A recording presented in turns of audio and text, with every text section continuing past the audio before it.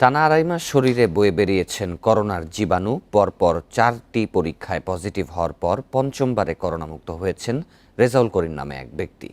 বিশেষজ্ঞরা বলছেন বাংলাদেশে এমন ঘটনা বিরল। সুস্থ হওয়ার পরও শরীরে মৃত ভাইরাসের আরএনএ থাকার কারণে বারবার পজিটিভ আসতে পারে বলে মত দিয়েছেন তারা। তবে এমন রোগীর মাধ্যমে করোনা ছড়ায় না বলে জানিয়েছেন বিশেষজ্ঞরা। 40 বছর বয়সী রেজাউল করিম টানা আড়াই মাস করোনায় ভোগা এই ব্যক্তি শিকার হয়েছেন তিক্ত এক অভিজ্ঞতার। ২৬ জুন স্কয়ার হাসপাতালে প্রথমবার করোনা পজিটিভ হওয়ার ১৫ দিন পর দ্বিতীয় পরীক্ষা করান আইসিডিডিআরবিতে। ফলাফল পজিটিভ। ১১ দিন পর ২১ জুলাইতে করোনার তৃতীয় পরীক্ষাতেও পাল্টায়নি ফলাফল।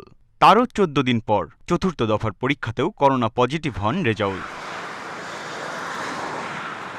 রেজাউল জানান, ১৫ দিনের পর থেকেই শারীরিক অসুস্থতা কমতে থাকে তার। পরে উপসর্গ কম থাকলেও পরীক্ষায় বারবার পজিটিভ আসতে থাকায় হারিয়ে ফেলেন মনোবল। ৩বার পর্যন্ত আমি স্বাভাবিক ছিলাম।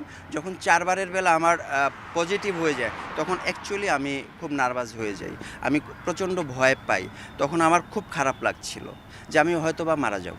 টানা আড়াই মাস করোনা পজিটিভ থাকার পর গেল ২৪ আগস্টে পঞ্চম দফার পরীক্ষায় করোনা থেকে মুক্তি মেলে রেজাউলের। একের পর এক আমি এইভাবে ১৪-১৫ দিন পর পর আমি টেস্ট করে আমার পজিটিভ হয়। আবার স্যারকে দেখাই, ডাক্তারকে দেখাই, উনি আবার ওষুধ চেঞ্জ করে দেয় বা সেম ওষুধ দেয়, আমি ওষুধগুলো খাই। এইভাবে পর আমি ৫বার টেস্ট করাই, ৫বারের বেলায় আমার নেগেটিভ আসে। জনস্বাস্থ্য বিশেষজ্ঞরা বলছেন, একাধিক কারণে টেস্টে ফলাফল পজিটিভ আসতে পারে, যা নেতিবাচক প্রভাব ফেলতে পারে রোগীর মনোজগতে। নাকের ভিতরে যে জায়গাটাতে পরীক্ষা করা হয় সেই জায়গাটা নেজাল ইপিথেলিয়াম বলে। নেজাল ইপিথেলিয়ামে মৃত ভাইরাস থাকে। সেই মৃত ভাইরাসের ভিতরে এক ধরনের প্রোটিন জাতীয় পদার্থ আরএনএ থেকে যায়। সেই আরএনএ থেকে যাওয়ার কারণে পরবর্তী সময়ে এই কোভিড টেস্টটা পজিটিভ হয়। এটা রোগ ছড়ায় না, সংক্রমিত করে না। যার ভিতরে থাকে সেও সংক্রমিত হওয়ার সম্ভাবনা থাকে না, তার ভিতরে কোনো উপসর্গ থাকে না, এবং অন্য কেউ সংক্রমিত করে না। সুতরাং এটা নিয়ে ভয়ের কিছু নাই।